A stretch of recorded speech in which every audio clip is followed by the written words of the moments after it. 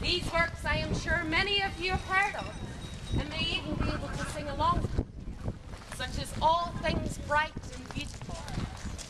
Of course, at this time of year, my thoughts are more drawn to the cold wind in the winter, as opposed to the pleasant summer sun, which we can look forward to after a long dark winter.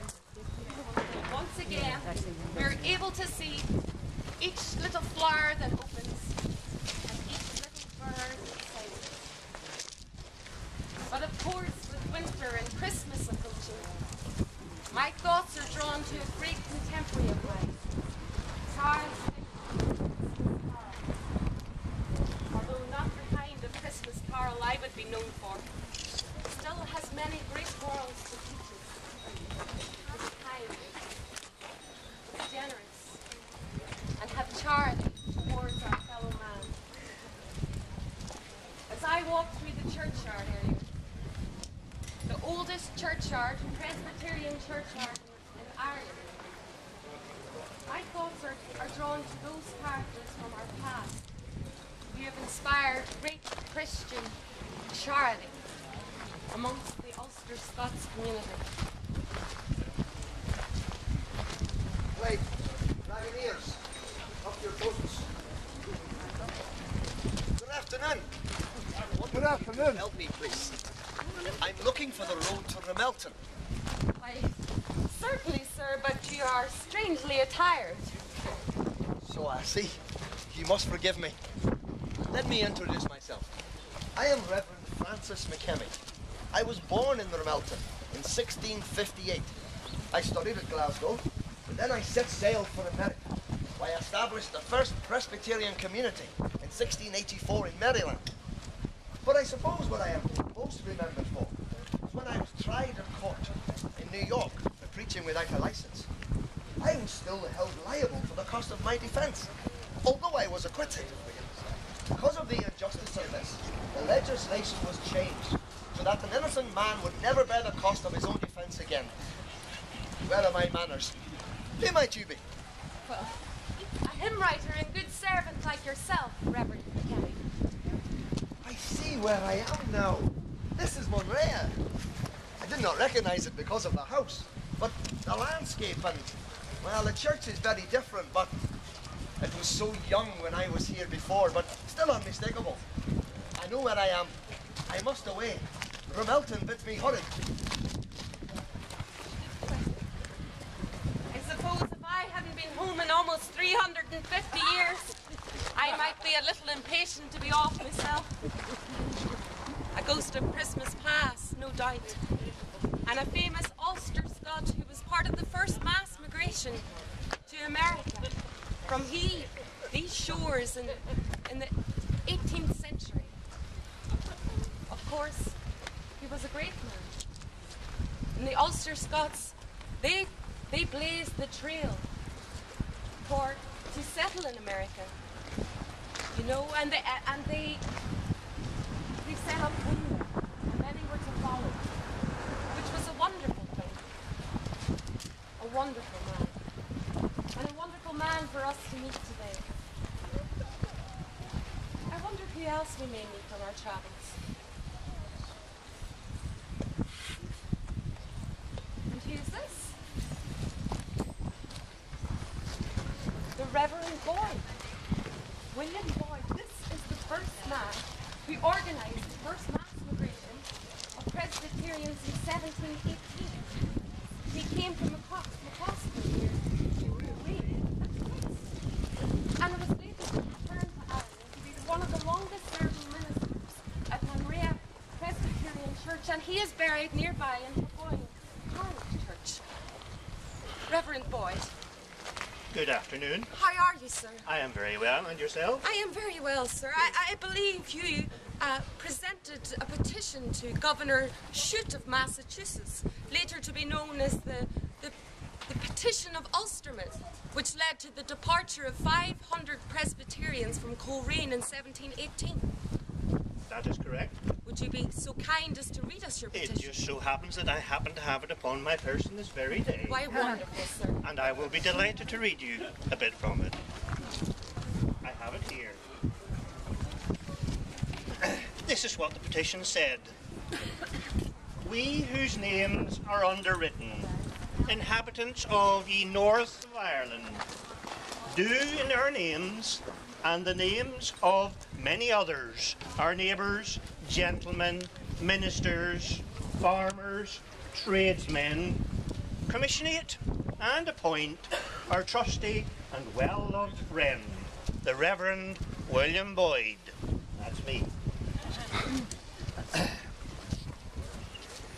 Of McCaskey, to His Excellency, the Right Honourable Colonel Samuel Shute, Governor of New England, and to assure His Excellency of our sincere and hearty inclination to transport ourselves to that very excellent and renowned plantation, upon our obtaining from His Excellency suitable encouragement, and further to act and do in our names as prudence shall direct, given under our hands this 26th day of March, Anno Domini 1718.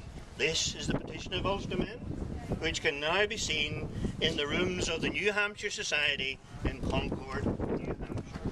Thank you, sir. Very wonderful. You are very welcome. A pleasure to meet you, And sir. you too. Bid you adieu. Goodbye.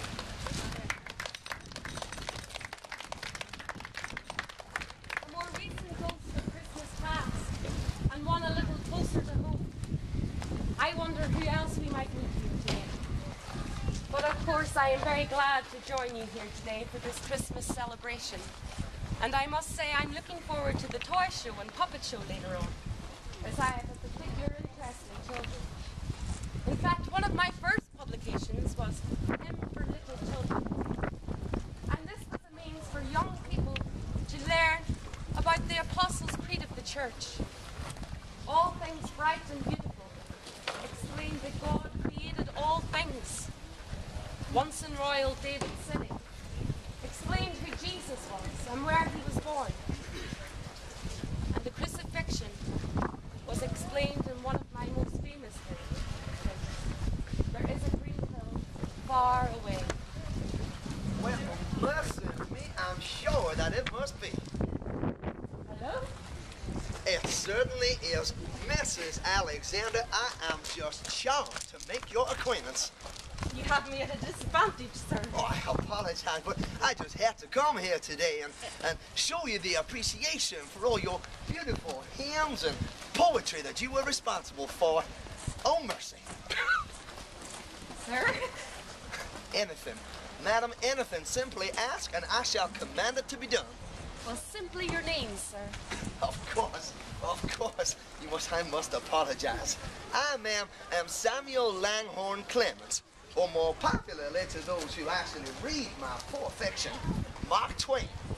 The author of Tom Sawyer and Huckleberry Finn. Yeah, indeed.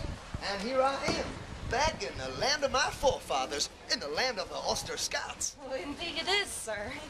Oh, but Mrs. Alexander, your words in your poem, The Burial of Moses, moved me greatly. May I?